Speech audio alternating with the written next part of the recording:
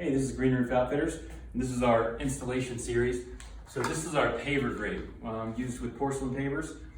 Here's the grate itself, the top and the bottom. So we're going to apply adhesive to the top of it and then put the porcelain paver on top. So we're going to grab our SureBond SB190 that we're going to use for this application, and we're going to put it on around these, I don't know if you can see these pre-grooved little guidelines here.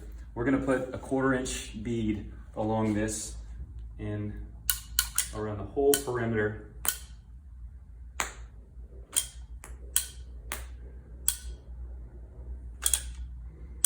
And it's going to go inside of these guidelines.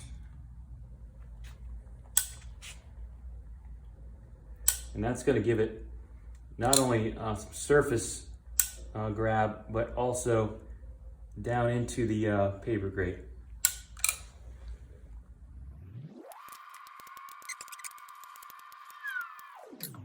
Okay. Then we're going to grab our paver. And these are 2 foot by 2 foot pavers, but they're actually 23.5 inches by 23.5 inches. We're going to line it up exactly with this paver grate. So the paver grate is exactly the same size as the porcelain paver, which makes it easy. So what we'll do is you can do up to 5 of these and stack them on top of one another. That gives it a nice compression, presses everything in. If you're just doing one at a time, then just give it a good press, put some weight on it, and let this set for 2 to 4 hours before you install. Now once it's installed, it's going to look like this.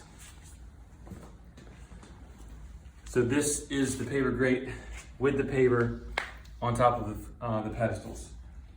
And here's how you attach the installation kit, the fastening kit. So the paver grate has this engineered slice into it, this kerf cut.